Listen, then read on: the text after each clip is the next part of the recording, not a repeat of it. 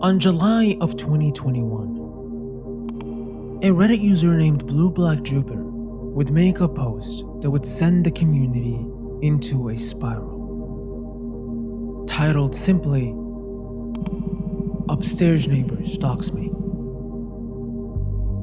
I can't even begin to describe how unbelievable and frightening the situation is. It started shortly after I moved into my apartment on September 1st of 2020.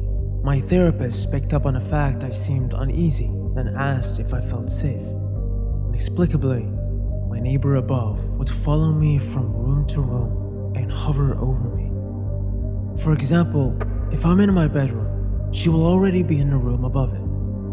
If I get up and go to my kitchen, she will tail behind seconds later. If I go back to my room, she will do the same, sometimes stomping. She's literally my shadow. For the first few months, she did this nearly every single time I got up to do something. Even during more intimate moments, like taking a shower or using the bathroom. She would go on to explain how she ruled out any coincidences and even underwent a psychological evaluation, which confirmed she wasn't experiencing any delusions. She suspected hidden cameras, noting the neighbor seemed to react to things she was doing even if it made no noise.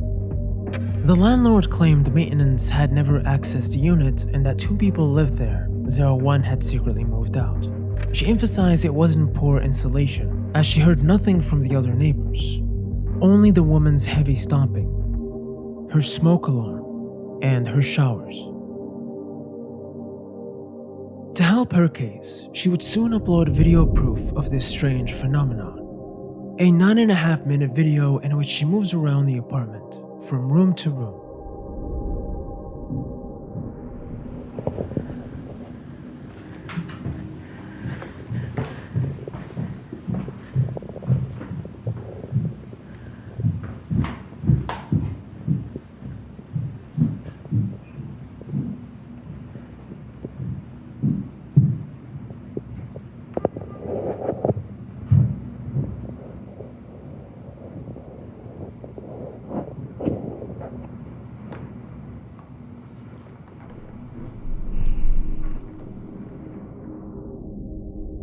And while it's hard to make things out perfectly, it does sound like someone is walking around above her. Whether or not they were shadowing her movements though, like she said, that can't be made out fully.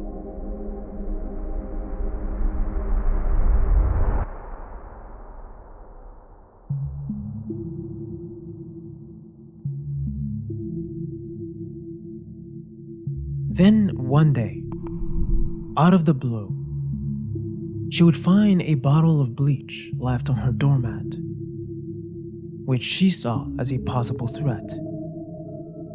Other than the video, Opie would also claim that her friend has also witnessed this while staying over. "My friend had been working at my place since this morning. I've largely stayed in my bedroom while she has been in another room at her computer. We've noticed the following. When my friend was setting up her computer in the morning, my neighbor came above us briefly before walking away. When I left my apartment for a little over an hour, my friend said she came above her, stomping for a bit, then stayed mostly silent. She didn't follow my friend around, but my friend said she was mostly at her desk and didn't really walk around. When I returned to my apartment, I took a shower. My friend and I heard my neighbor above near my bathroom as she stomped periodically throughout my shower. She's above me in my bedroom as I type this."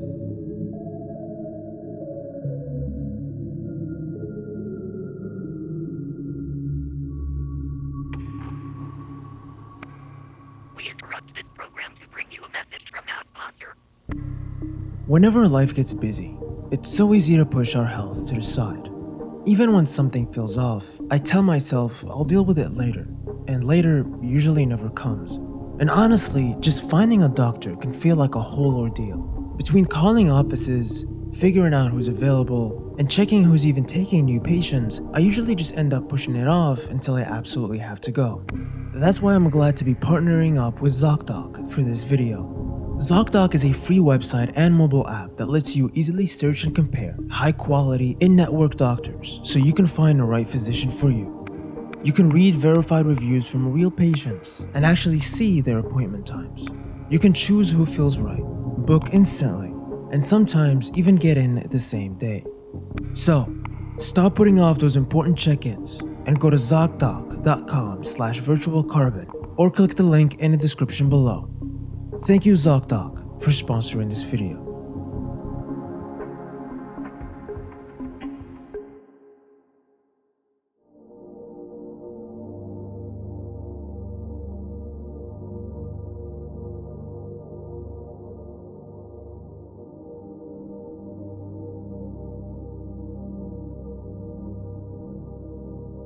This has caused me a significant amount of fear and exacerbated my medical issues. I've lost months of work and have spent nearly a quarter of my leaves living with friends. I live very much in fear. This person could harm me as they are fixated on me 24/7 and never ever leave their apartment. This is an extremely strange situation, and given how folks in my periphery have behaved, I believe someone knows something. I can't keep quiet about this any longer. In fear, she might do this to someone else. Now, initially this post would be met with a wave of doubt.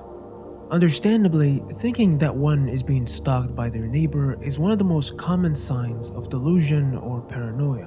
But others didn't dismiss her outright, as she seemed rational and aware of how implausible it all sounded, even going as far as to have her mental health evaluated and having a friend stay with her and confirm what she was hearing.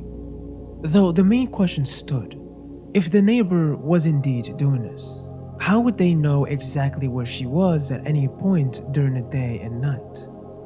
Some of the main theories that would be brought up were that her place was possibly bugged, wired up with hidden devices to track her movements. Determined to prove she wasn't imagining this, she began tearing her apartment apart. Over a weekend, her and a friend would search every inch, removing light fixtures, checking vents, outlets, smoke alarms, even tiny holes and crevices in the walls. They turned off all the lights and scanned the dark for infrared glints with their phone cameras. But absolutely nothing came up. No evidence that her place was bugged or that someone was out to get her. Only the same footsteps above her, mirroring her every movement. Her last update came on July 11th of 2021.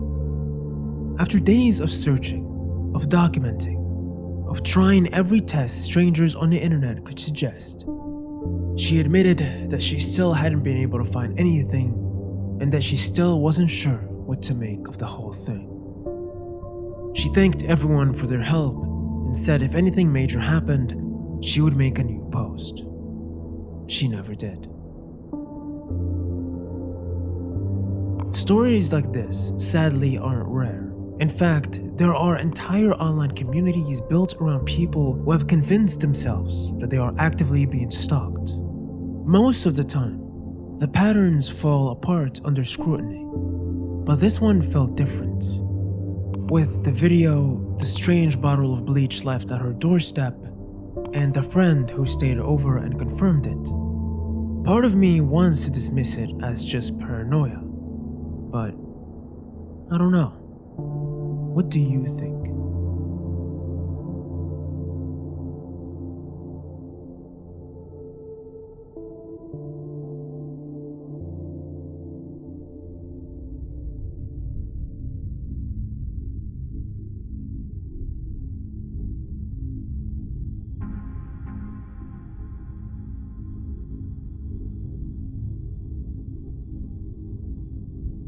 Toy739 is a YouTube anomaly.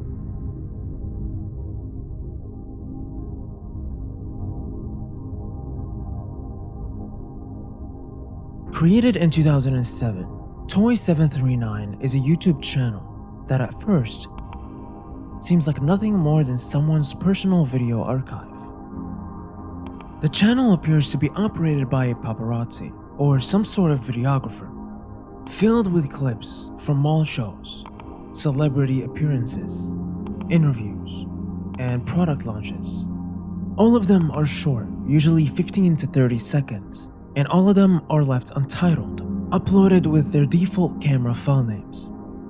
There are no video descriptions, no thumbnails, no editing, and no attempt to draw attention. Seemingly, this person is using this channel as some sort of work archive or cloud storage.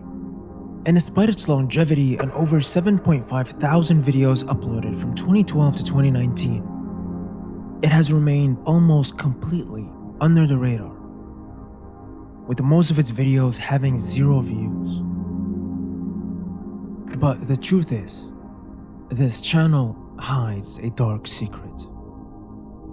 As you begin to scroll deep enough, you might begin to notice something, a pattern of a man who begins appearing more and more as the sole focus of these videos.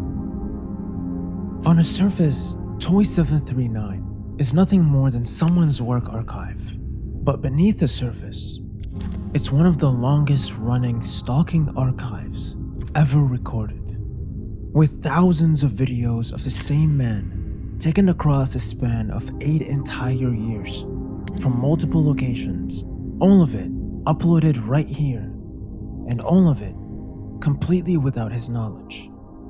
At first, it seems like this strange fixation with this person, we'll call him the cameraman, had developed gradually throughout the entire life of the channel, with the earlier videos being more focused on their actual work, of shooting clips of celebrities and events.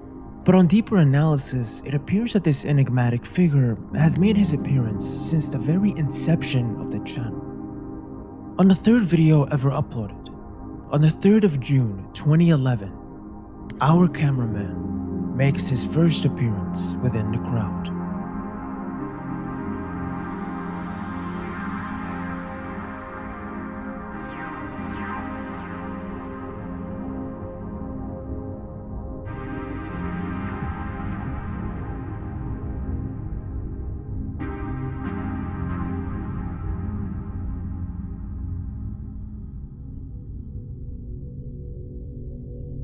Only a month later though, on July 23rd, we get another video fully dedicated to him.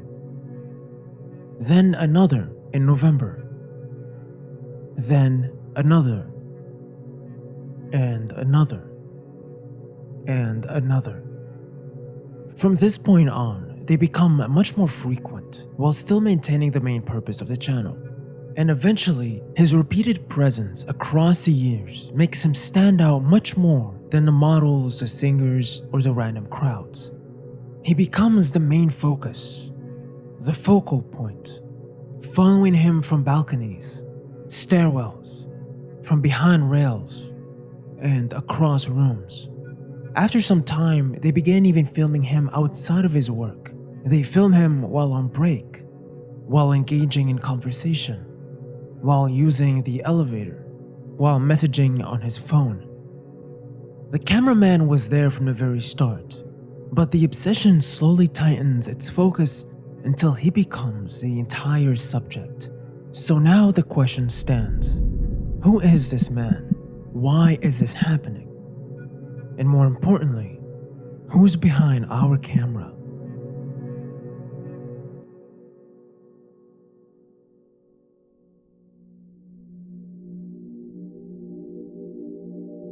The channel also seems to have a few shorts uploaded, 2 of which seem to be about him.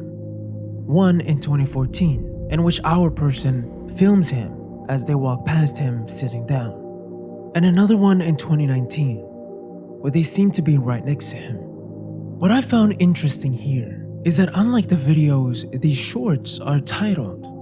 The first one is titled ON9, which is a Cantonese internet slang in Hong Kong which stands for effing idiot or dumbass, while the second translates to effing animal or bunch of animals.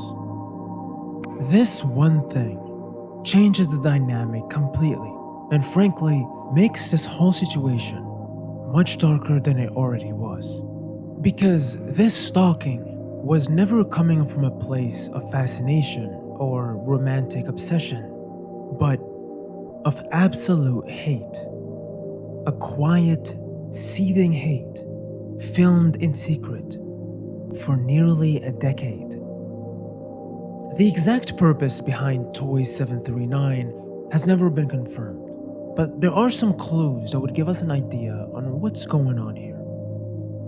First of all, the location. Most of the footage was filmed in Hong Kong, often at the Plaza Hollywood Mall in Diamond Hill, a popular mall known for housing small concerts, fashion shows, and brand events. This explains the constant stream of models, singers, and celebrities in the background. In Hong Kong, these events often draw crowds of freelance photographers, also known as event uncles, who spend their days documenting public shows, either for work or as a hobby. But to this day, nobody knows who the cameraman is, and nobody knows who filmed him. Nobody knows why they spent nearly a decade secretly recording him, compiling thousands of clips and uploading them all on here. Could it be some sort of one-way rivalry, maybe paranoia, or obsession driven by some delusion? Maybe the whole page is a documentation of that, of a person losing their senses and falling deeper and deeper into mental illness. While scouring through the years and years of footage, there were a handful of rare moments that stood out to me. Moments where the man, who almost never looks at the camera, seems to notice it.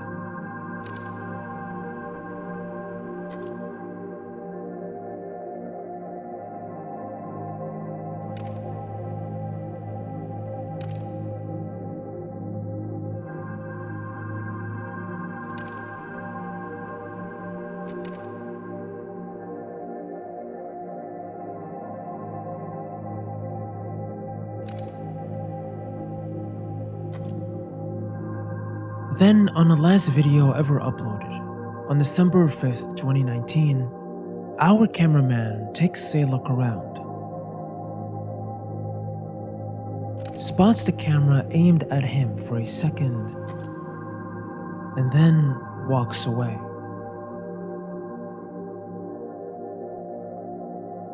Something tells me that based on that last video and the complete abrupt stop to the uploads after this, maybe he did eventually recognize the person who had been following him for all those years. Maybe that last direct look into the camera wasn't an accident. Maybe he finally saw his stalker and chose to put an end to it himself.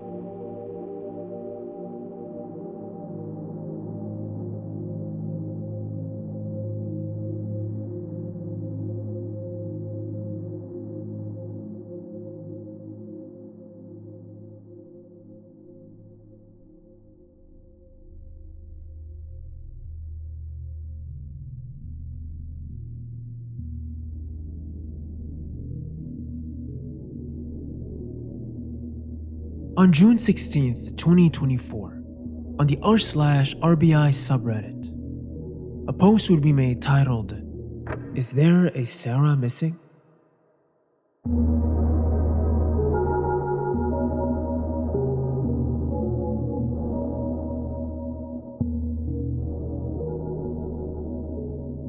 So, I'm very hesitant to post this because I don't want my friend to get in trouble at work for sharing this info with me. Here's the deal. My friend received a letter with 2 photos at work about a week ago. It is, at minimum, very creepy and gives off serial killer vibes. They have already reported it up the corporation security chain and local police department as well as other agencies. But apparently the local police don't seem to take it seriously, and they told them to just send them digital photos of the letter and then trash the real material because it went through the mail and would not be useful. So, I begged for a copy and thought if anyone can solve this mystery, it's RBI. OP would send photos of this letter and what was inside it. The envelope had no return address on it, only a postmark from Atlanta, Georgia, and Target Corporation written on it. Inside this envelope was a single sheet of paper and 2 photos. The paper read, "Target department stores sell many high-quality products. the Speedo Boomerang swim goggles that will securely strap around a person's head, even when a young woman is vigorously paddling a kayak through a canyon. Also, the delicious bottles of Mountain Dew that are sold in the refrigerated coolers. A young woman, Sarah, is vigorously paddling a kayak down the Hawassi River. As for the photographs, one of them is a picture of goggles, exactly the same Speedo Boomerang goggles mentioned before. And the second photo is of a red Toyota Matrix at an auto show. The letter itself is bizarre, to say the least. It's written in perfect uniform handwriting, but what it's describing makes no sense. It goes from praising Target stores for their high-quality products to oddly describing a woman named Sarah, who's apparently vigorously paddling a kayak down the Hawassi River. It's strangely specific.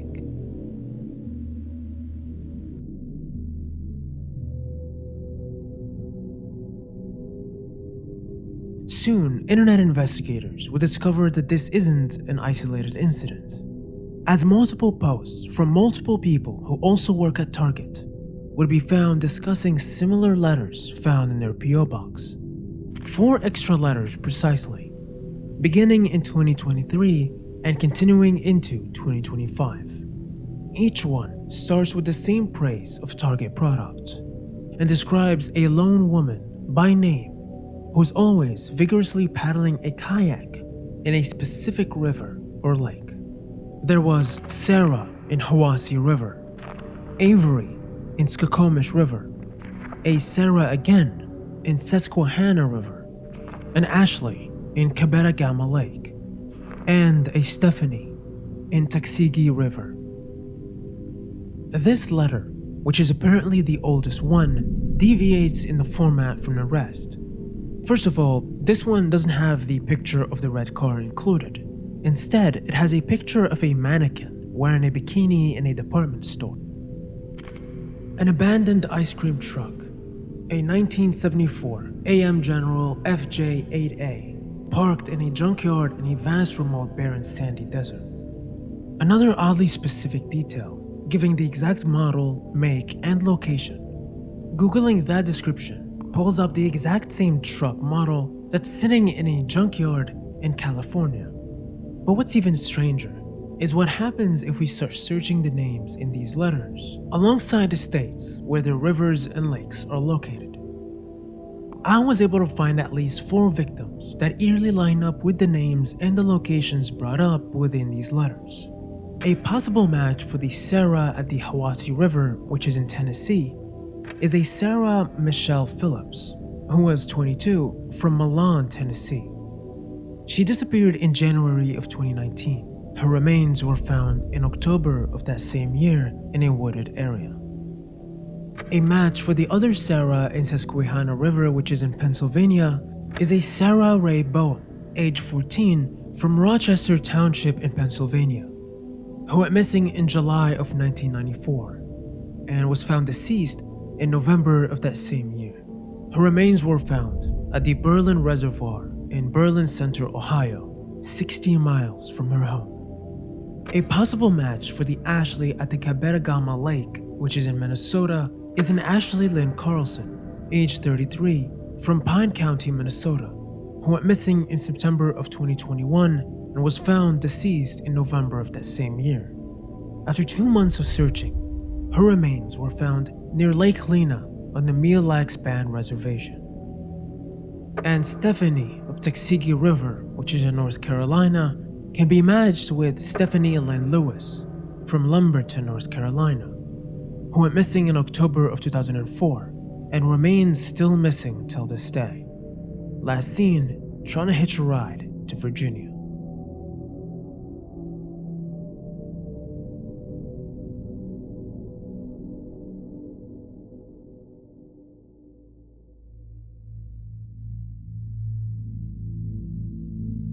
What's even stranger is that all 4 of these cases still remain unsolved till this day, meaning whoever is behind them could still be out there.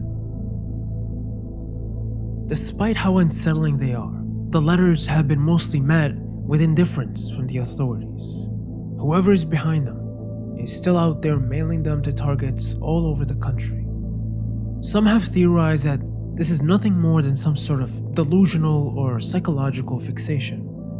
This would at least explain the nonsensical writing and the amount of them sent out, while others believe that these letters are actual confessions sent in as clues or as breadcrumbs of someone's horrors that were never solved.